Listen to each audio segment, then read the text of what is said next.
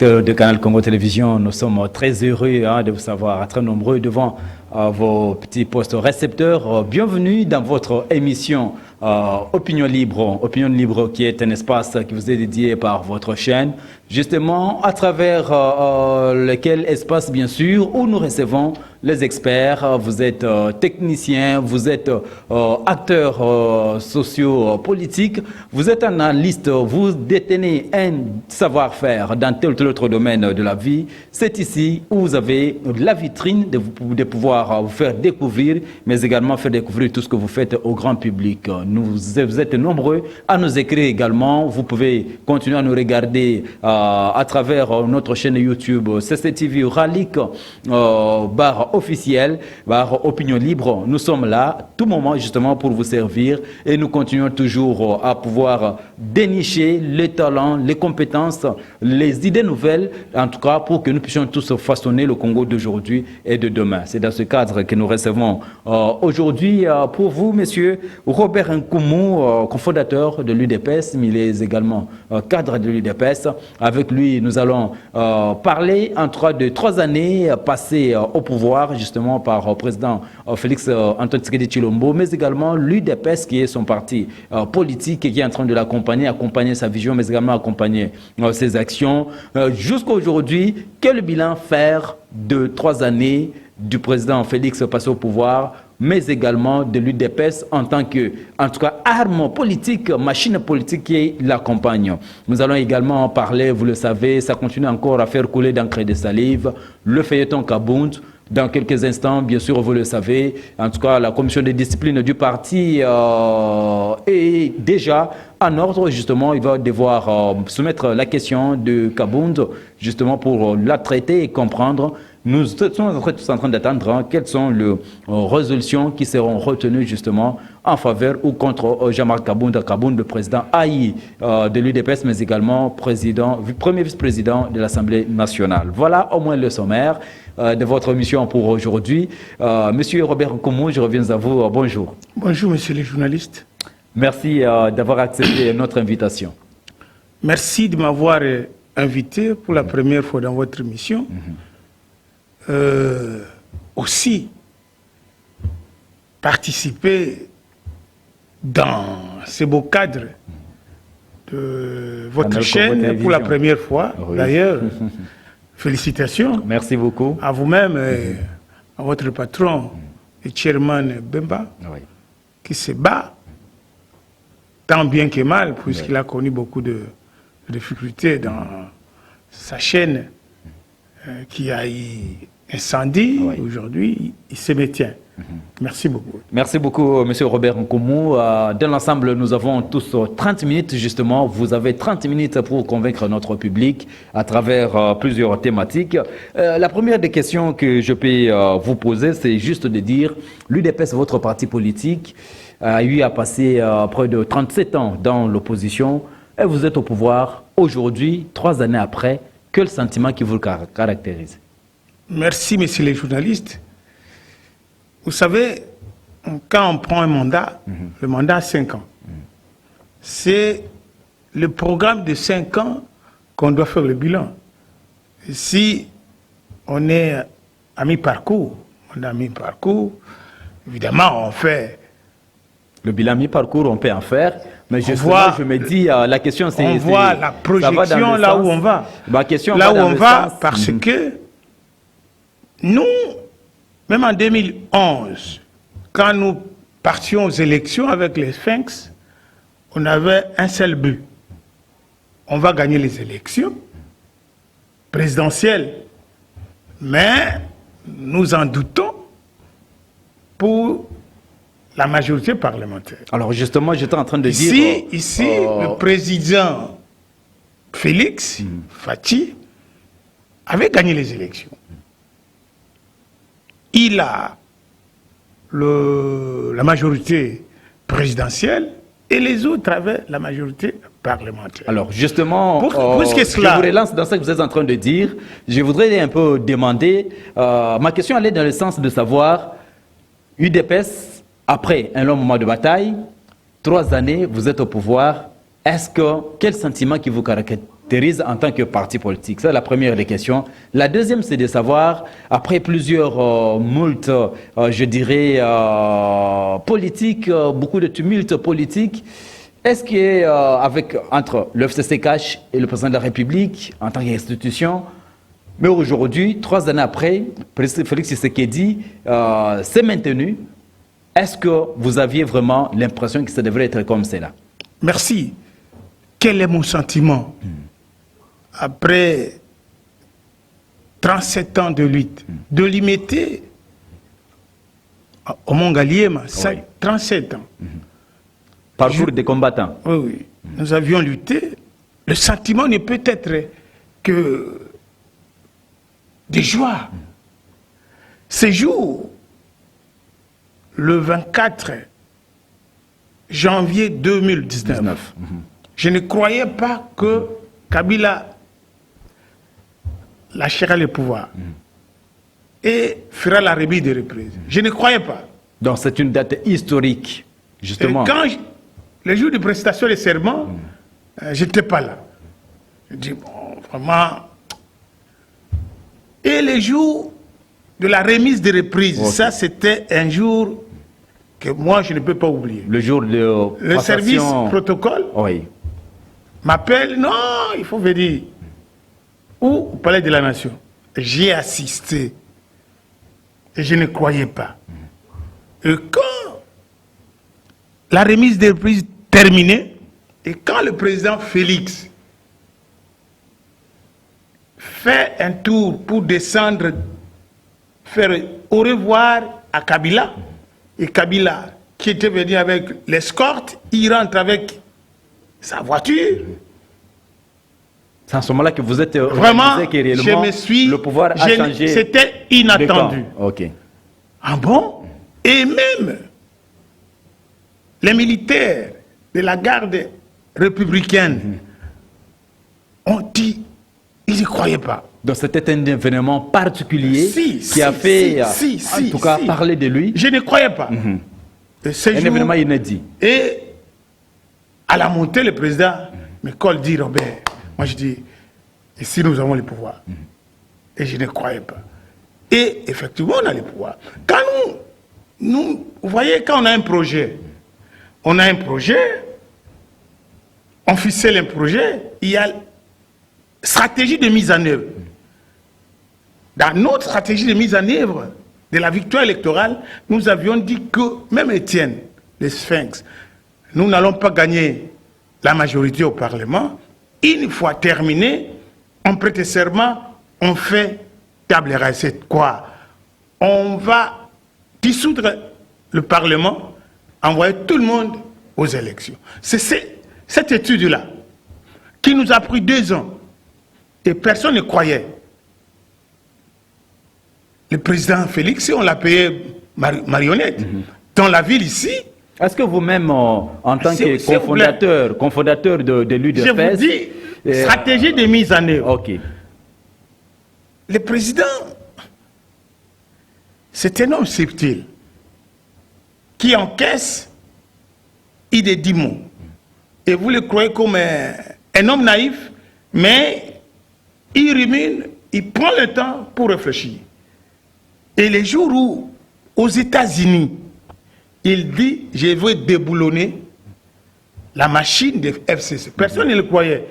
Et j'ai vu les gens de FCC, Chadari, qui était notre président fédéral Maniema, il dit non, personne ne peut pas nous intimider.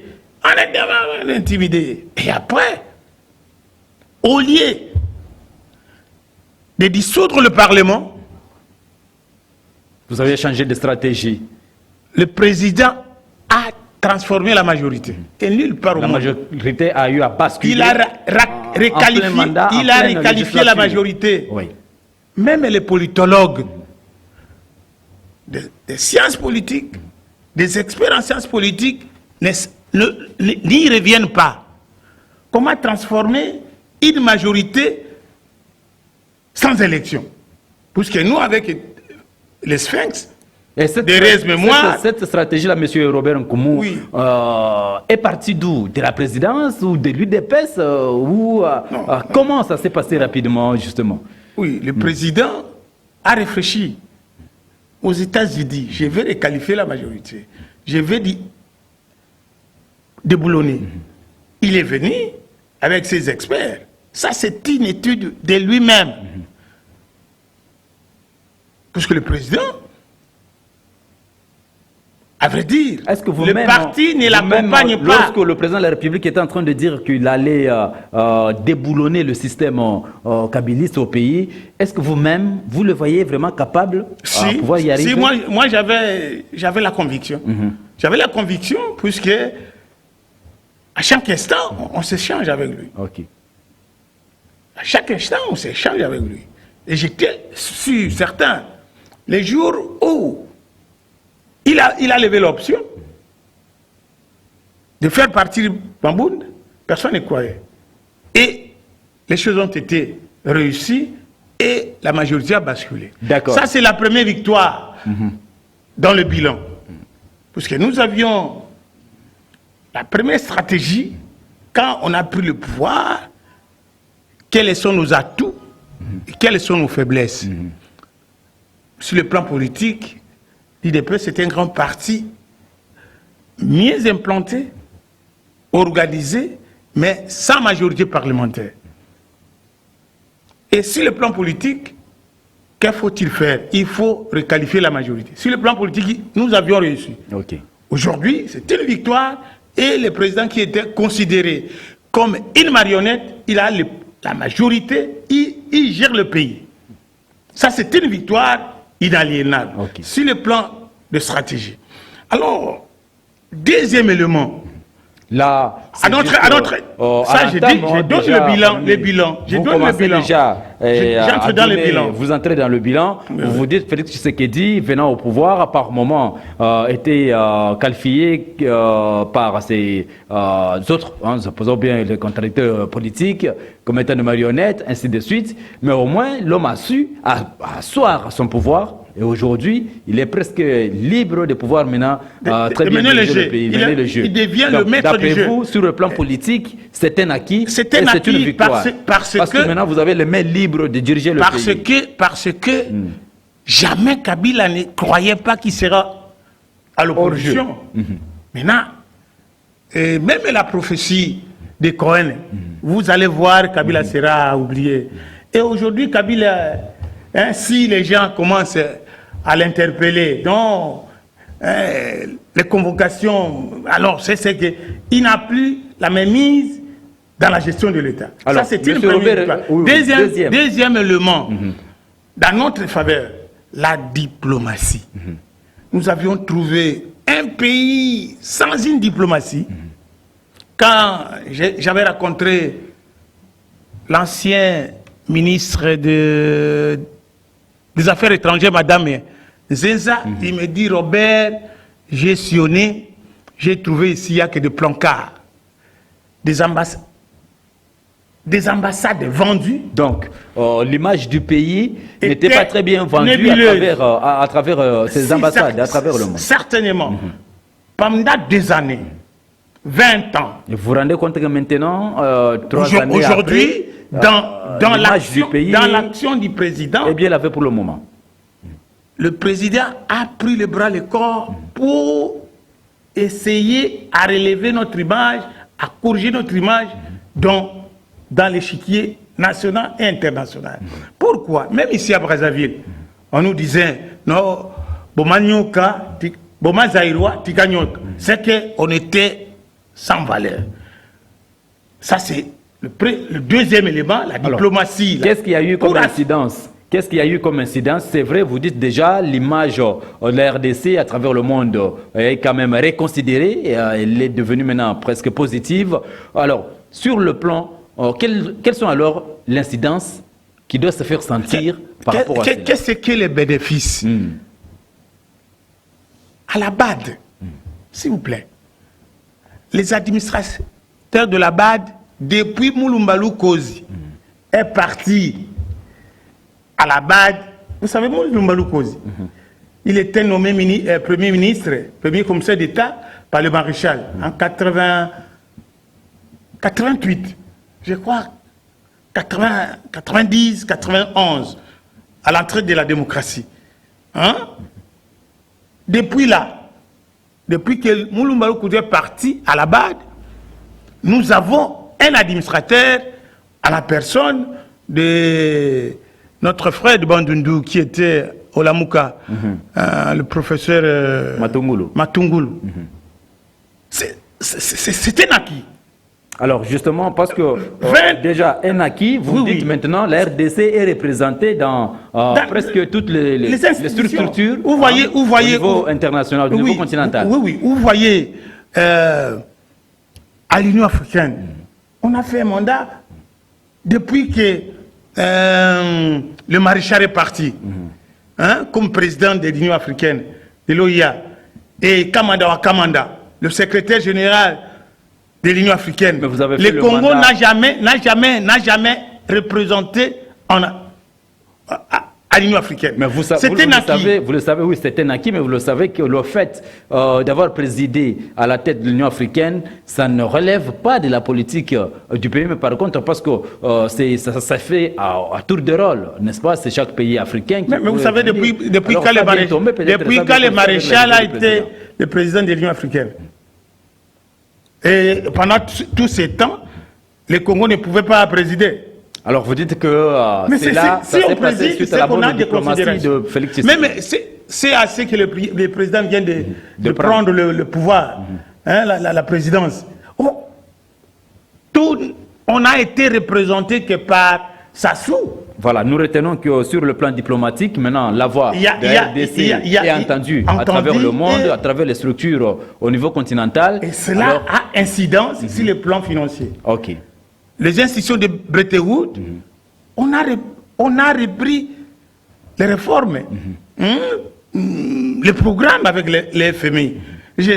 Quand j'ai suivi hier le président de la Nouvel Élan, lui-même il reconnaît, pour ne pas le citer, lui-même il reconnaît que pour la première fois 1,5 milliard,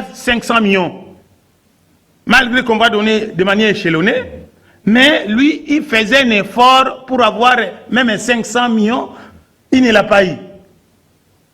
Ils avaient que dans le programme de réforme, PTT, ainsi de suite, ils n'avaient pas eu les fonds de ces organisations internationales.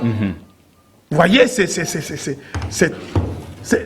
un acquis aussi, s'il vous plaît. Donc, sur le plan diplomatique, une incidence sur le plan financier.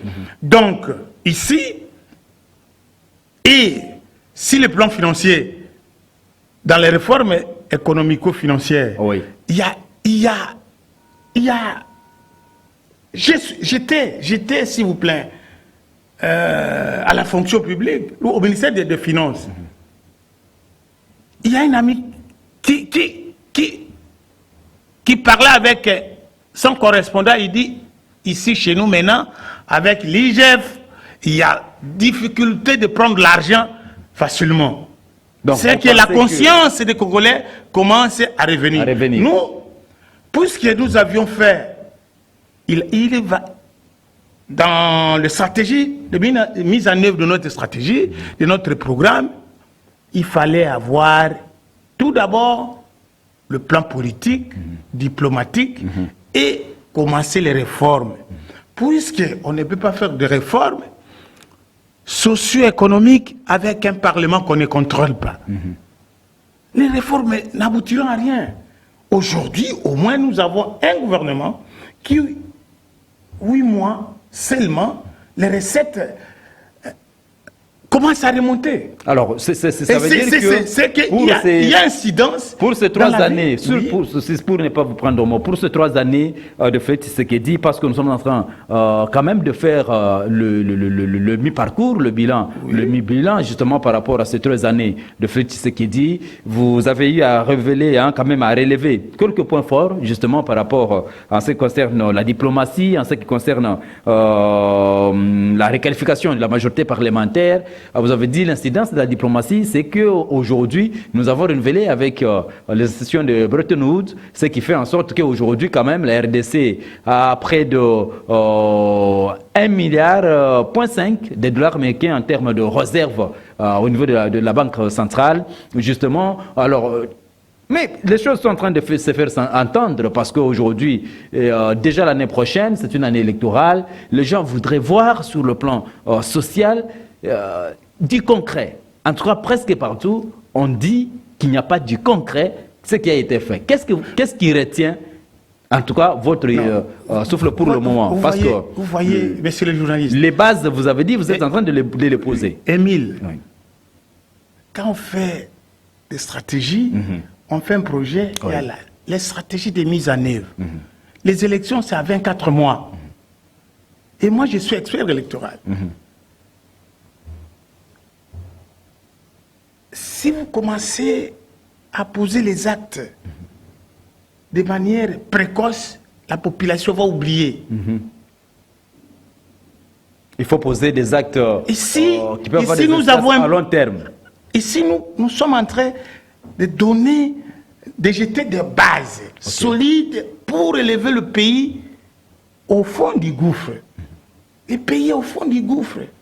Nous avons plus de 100 millions d'habitants avec un budget de Mouzito lui-même l'a dit à 3 milliards. C'est la première fois. Il a reconnu. S'ils vont atteindre les 11 milliards de dollars, ça a été voté comme c'est voté, ça sera un grand effort. Et nous pensons que nous allons réaliser les 11 milliards. Ici, pour ce qui est sentir les sociales, on ne peut pas bâtir l'économie sans une bonne politique. Fais-moi la bonne politique, je vous ferai les bonnes finances. Et les bonnes finances à l'incidence sociale. Et ici, nous sommes en train de nous battre pour changer la mentalité des hommes. Et la mentalité des hommes est tout d'abord la sanction positive et négative. Nous avions, malheureusement, le mal pour nous. Les Congolais, nous avons un seul problème, c'est la crise d'homme dans notre société. Et la crise d'homme est avant tout morale. Et quand les magistrats qui ont la charge, le bras séculier de donner l'impulsion de l'état des droits, ils se font manipuler par le ventre. Ils rendent justice par le besoin de leur ventre, c'est ça le problème. Alors justement, c'est pour cela. Je suis en train d'aller dans le même sens que vous. Vous voulez nous dire qu'aujourd'hui, c'est vrai que jusque-là, dans ce que vous avez eu à faire, vous êtes confronté à ce problème du changement de mentalité au niveau de la société congolaise, et que aussi la justice n'est pas en train d'accompagner les actions du chef de l'État par rapport à ses attentes. Certainement, monsieur le journaliste. Dans notre projet de société, c'est l'homme qui est au centre de toute action. Et cet homme doit être moralement pur. Et si nous avons des hommes impurs et qui ne visent que l'argent, les pouvoirs pour les pouvoirs, il n'y aura rien. C'est pour cela que nous demandons. Vous allez plus loin à activer l'IGF. C'est pour cela que le président demande au Conseil supérieur de la magistrature d'engager des magistrats. On ne peut pas avoir...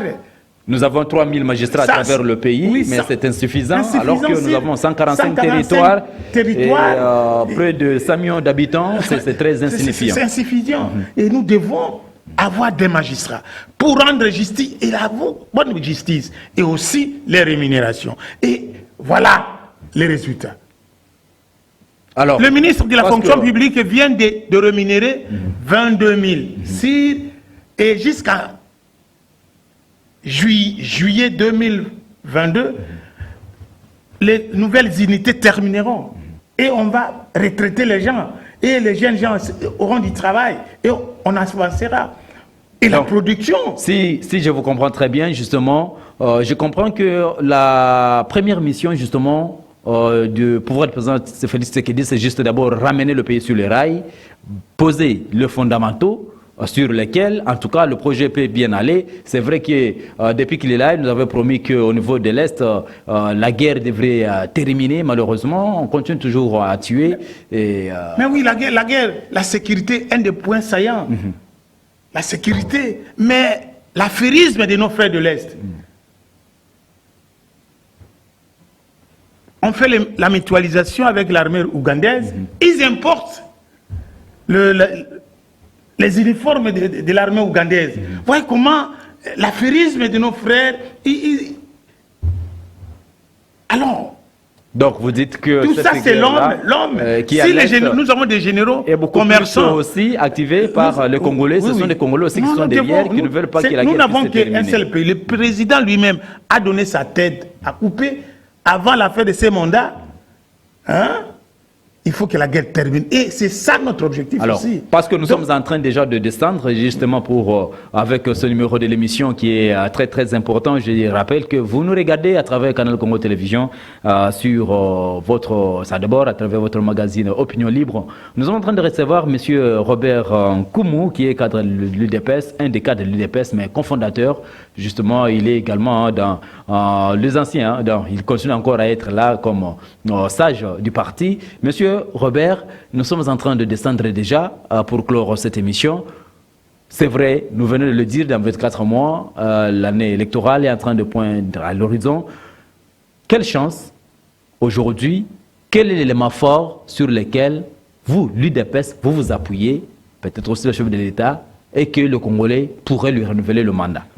Nous n'avons que nos piliers, notre projet de société, le peuple d'abord.